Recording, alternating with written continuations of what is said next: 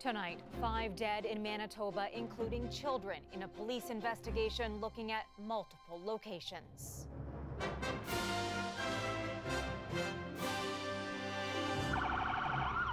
Three separate incidents that we now know are all linked. The disturbing timeline with one man under arrest. You gotta pay. A comment on the campaign trail sends shockwaves across NATO nations. No, I would not protect you. Donald Trump's warning to the alliance if he wins the White House. Plus, driving up the cost of car insurance. It's a challenge because we don't want to see consumers paying more. Who should pay the price for rising premiums after auto thefts? They're just putting it back on consumers, and that's what makes me furious.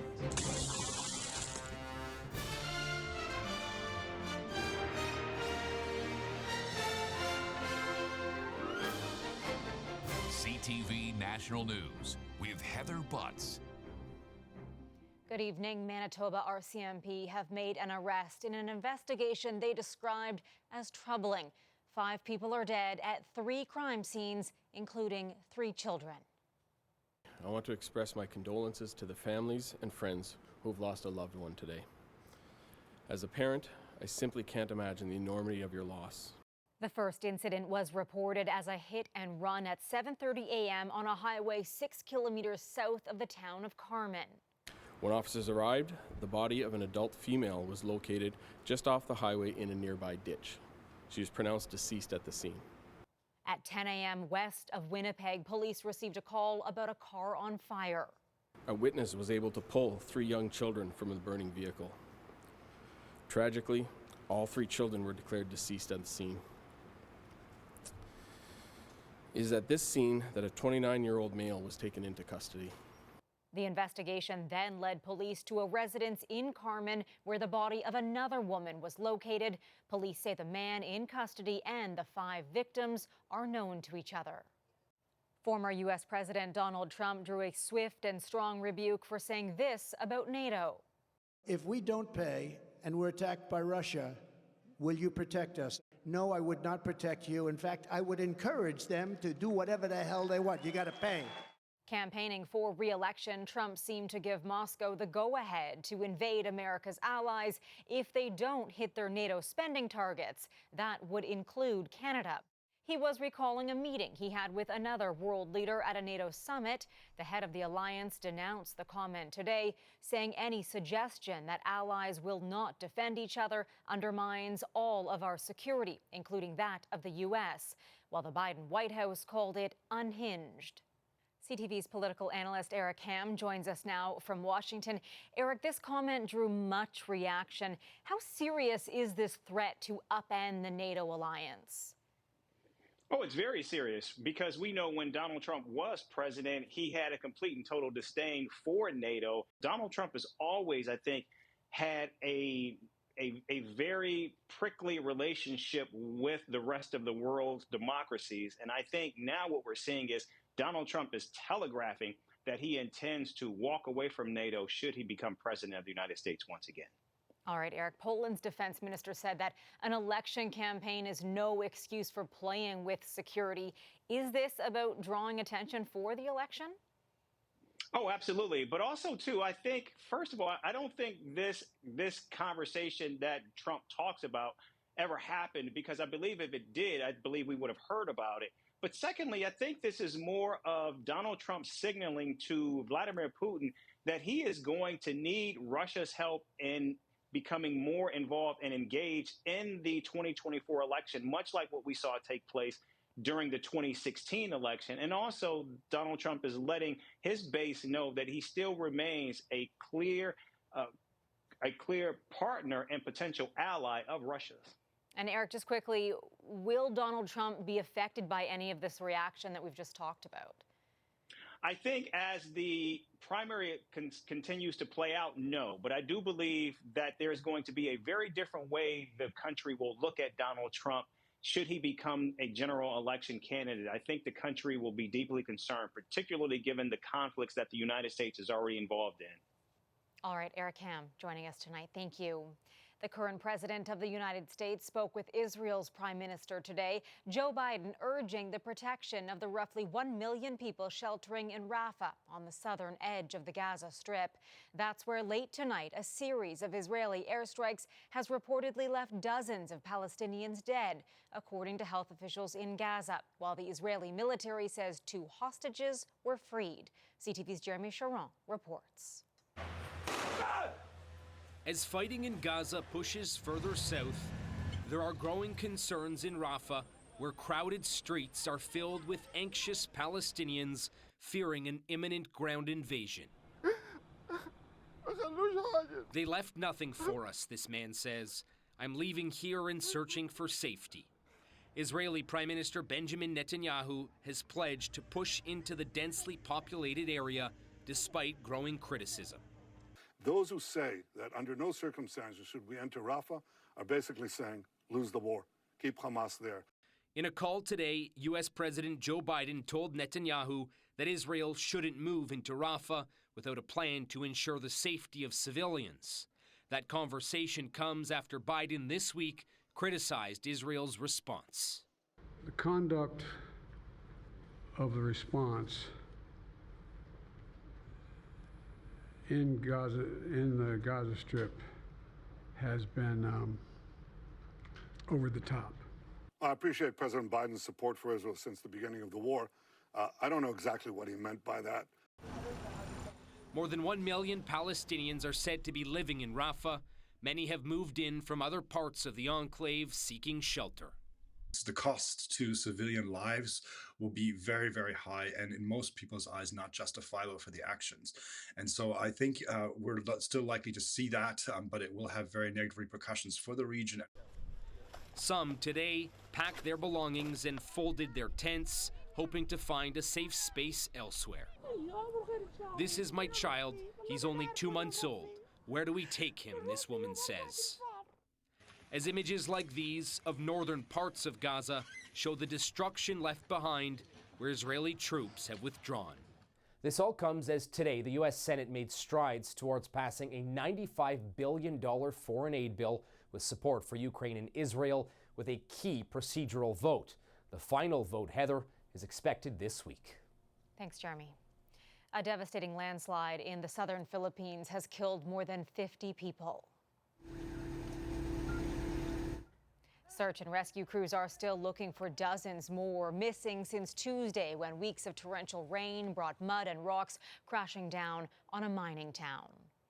Canada is sending firefighting experts and equipment to Chile as it battles catastrophic forest fires. More than 130 people have died and thousands of homes have burned to the ground in a seaside city west of the capital. The Prime Minister noted Chile helped Canada during last year's record wildfire season. Someone set fire to a church in downtown Regina, and it was caught on surveillance camera.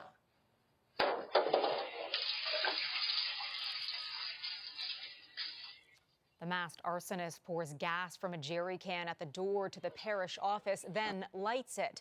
Fire crews were able to put out the flames. Police are looking for a suspect. The clock is ticking on long-promised Pharmacare. The Trudeau government under a deadline to pass the framework before the beginning of March. There's confidence from the health minister it'll happen, but after missing the last deadline, the NDP are dialing up the pressure. CTV's Colton Prale explains.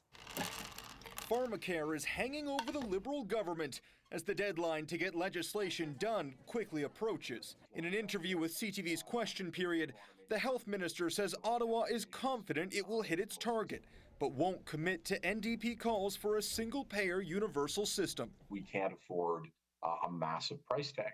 That's just not where we are right now. This as Jagmeet Singh signals he could upend the supply and confidence agreement, keeping the Liberals in power if a deal isn't done by March 1st. That's their choice. And if they choose against people, then we're going to make their life difficult. The tensions have been rising for weeks as the public barbs and increasingly rocky relationship highlight the importance of a Pharmacare win for the NDP. I think they have to come back out of that deal with the Pharmacare agreement that they want, or they walk away. because I don't think they could find a way to justify why they continued to support the Liberals if they didn't get the Pharmacare deal they wanted. The parliamentary budget officer says a full-service Pharmacare deal would run more than $33 billion in 2024, climbing to just shy of $39 billion by 2027. The federal government says it can't afford the costs. The Liberal approach is they're trying to please the big pharmaceutical companies and the big insurance companies. That's what they're trying to do. Still, Ottawa downplaying talks of a potential breakup. I understand that it creates headlines and attention, and it could be used as a negotiating tactic, but I don't think Canadians want us pulling that fire alarm. Even if a deal doesn't get done, it doesn't necessarily mean the government will fall. The NDP is threatening to pull support from some legislation, but could continue to back the Liberals until an election in 2025. Heather. All right, Colton, thank you. Politicians are also trying to figure out how to manage and resolve the surge in car thefts across the country. A billion-dollar problem facing insurance companies desperate to find solutions. Here's CTV's Kamala Karmali with those hoping to tackle the issue. I was parked here. Kristen Schensel has had her car stolen 3 times in the past year. It's cost our family almost $20,000. Part of this vehicle's roof ripped right off in Montreal. We had 3 attempts on our vehicle in less than 48 hours. An Ottawa driver tracked his stolen truck to the port of Montreal, but it wasn't there for long. It ended up in the port in Halifax. All of these auto theft victims have something in common. After losing their vehicles, they say they were failed by a system meant to help them, a system now profiting off of their pain. We just got a letter from our insurance company saying that they're doing a $500 premium. While Ottawa mulls over solutions after an auto theft summit last week, the focus continues to be on tougher penalties for criminals. But consumers want the government to crack down on insurance companies as well, stopping them temporarily from raising insurance rates for victims of theft. So they're just putting it back on consumers, and that's what makes me furious. Insurance companies say the responsibility should also be on the manufacturers to install more anti-theft measures, including tracking devices and GPS locators. Right now, it's up to the driver to pay for any additional devices. Because the vehicle standards in Canada have not been updated since 2007, there's not a requirement to do so. But I would say that if there are requirements that are more consistent with what's out there, then manufacturers could make that factory standard. Government officials say they're finalizing a plan set to be made public in the coming weeks, many waiting to see whether insurance agencies and car manufacturers will be expected to do more to help victims of theft. Heather. Kamala Karmali in Toronto. The King made his first public appearance today since announcing his cancer diagnosis. Charles and Camilla were at church for Sunday service. He thanked the public yesterday for their well wishes. The 75-year-old monarch has stepped away from many of his royal duties while he gets treatment. Coming up on this Super Bowl Sunday. Officially underway. The sights, the sounds, and the Swift. Plus, a fossil straight out of a Dr. Seuss book.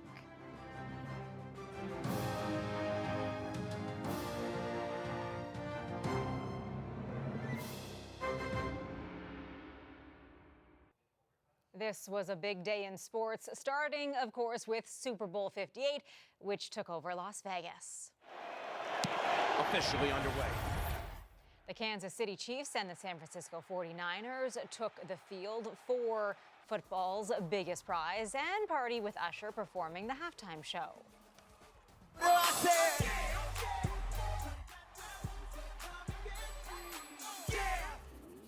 Their R&B star also had a little help from Alicia Keys and Lil Jon. Everyone was talking about another singer, though, Taylor Swift, who jetted straight from her concert in Tokyo to cheer on her boyfriend, Chiefs player Travis Kelce.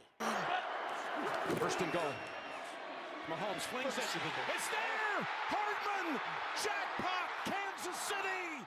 Kelce and his Chiefs won in overtime 25-22. It's Kansas City's third Super Bowl victory in 5 seasons.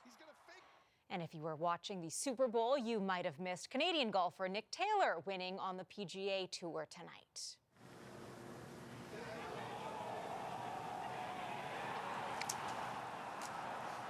Absolute unreal stuff in the desert for Nick Taylor. Taylor from Abbotsford, BC, sank a birdie putt in a thrilling playoff to win the Phoenix Open. And we're just 5 months out from the Summer Olympics in Paris. Today, we got our first look at a brand new stadium, the only one built just for these games. It'll host badminton and gymnastics, then become the future home of the city's pro basketball team. And for the first time since the year 2000, both the Canadian men's and women's basketball teams will be at the Olympics. Kayla Alexander taking the tip for Canada, and the Canadians will start. The Canadian women are going to Paris despite losing a close game to Japan today. At the qualifying tournament, they were saved by the result of a later game when Spain beat Hungary. A fossil found in New Brunswick is offering a window into a world millions of years ago. The appearance, something Dr. Seuss might have dreamed up, and it's putting the spotlight on a Canadian quarry. CTV's Sarah Plowman explains. Behold the fossil that's fascinating scientists. It's extremely dense. The imprint of a tree from long before dinosaurs, buried for 350 million years. We knew it was new for our area, but what we didn't realize was it's new for not only New Brunswick, but also the world. A discovery made near Norton, New Brunswick, as researchers were looking for animal tracks, but instead stumbled across an extinct species, seemingly drawn up in Dr. Seuss's imagination. But the plants that lived 350 million years ago, again, looked more like something out of a Dr. Seuss book. So this thing really looks like a giant pom-pom. This tree would only stand about 3 meters tall. It has a very narrow stem, about 15 centimeters wide, and the branches, or more appropriately, the leaves, spiral up the stem. Rare for its age, but also its form. Fossils are usually fragmented, a piece of the story, but this is the whole puzzle. And that's what's so incredible about this. You've got a trunk, you've got the laterals, what we call branches. They're not technically branches, but we've got the laterals and we've got the leaves. The tree is described as a failed experiment of evolution. We don't see it in older rocks, we don't see it in younger rocks. It was only around for a very short time. It's named after the quarry's owner, Laurie Sanford. Still, if this was a Dr. Seuss story, rhyming may be a challenge. Sanfordiacaulus densifolia. Yes, it is definitely a tongue twister. How it was preserved, geologists say the area was once a giant lake. Evidence suggests an earthquake sent the tree to the bottom. The chance of something being preserved like this and then being found, yes, the odds are pretty astounding. Which is why there's so much interest in a rock that's gone unnoticed for 350 million years.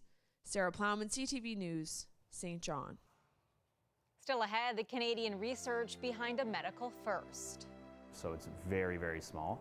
The miniature camera barely wider than a strand of hair that can look inside the brain.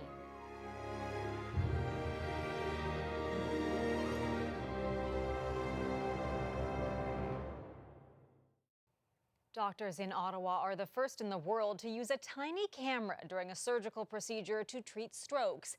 The device, barely bigger than a strand of hair, is being hailed as breakthrough technology that experts say will open the doors to seeing inside the human body in a new way. CTV's Spencer Turcotte shows us how it works.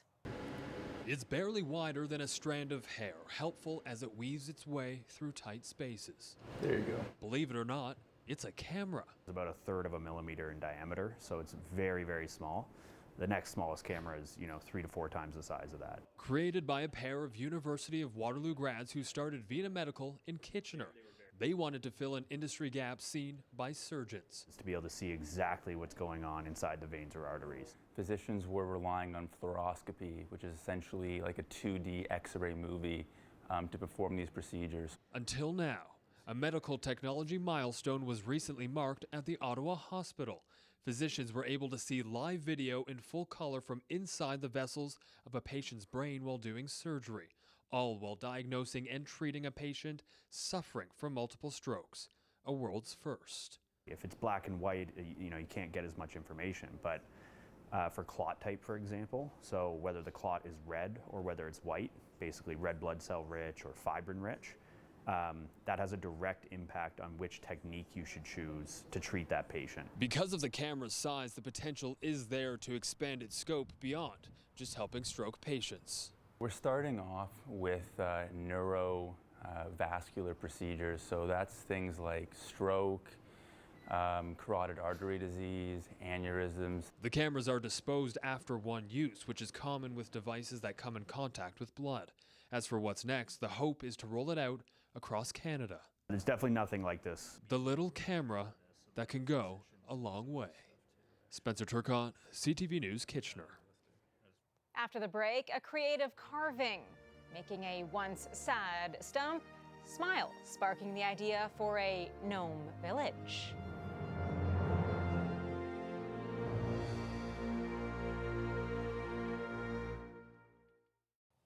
Finally, for us tonight, a magical makeover in a BC park. A once mysterious gnome home has inspired a community to be more creative. CTV's Adam Sawatsky on the growing village that's making people smile. After 4 decades of living next to this dog park, Pat says it was a first. Yes, we wondered what happened. All the people here were wondering who turned a stump like that into a home like this. Who knows? Maybe it's a gnome. But definitely, they all said, it's a mystery. Until now. I was thinking, got to do something with that stump. Carmel Nesbitt and her husband Tony could see the dying tree from their living room window before it was cut to a stump and remained untouched for months. When are they going to take these out? It was one of more than half a dozen stumps. I just wanted to make something happy and, see what would happen. So one day she asked Tony if he could make a roof and some windows. Well, it wasn't something I wanted to do, but I did it. Because they both credit 45 years of happy marriage with finding fun things to do together. Try to make each other laugh every day. And perhaps if they secretly constructed a gnome home in the park at night, they could have coffee and see people smile from afar every morning. And they did. And I thought, well, I guess it wasn't such a bad idea. But an even better idea, Carmel thought, was decorating it for Christmas and now Valentine's, never imagining her gnome home would spark a gnome village. I think good deeds kind of perpetuate themselves. Allie Jones and her husband Jason Tucker were inspired to make this once sad stump smile, while siblings Nora and Laurel Whiteside united to make this makeover magical. And now, almost every tree that has been chopped has been transformed with some sort of cheer. I think it's really nice for the neighborhood. Yeah, makes everybody smile. It reminded me of my childhood and stories about elves and fairies. And now there's no mystery that no matter what happens in your community, you can always find a way to make it feel like there's no place like Nome. Adam Sawatsky, CTV News, View Royal. A cheerful transformation. That's our show for this Sunday evening. I'm Heather Butts. For all of us at CTV National News, thank you for watching. Omar and Sandy are back tomorrow, and I'll see you again on Friday. Good night.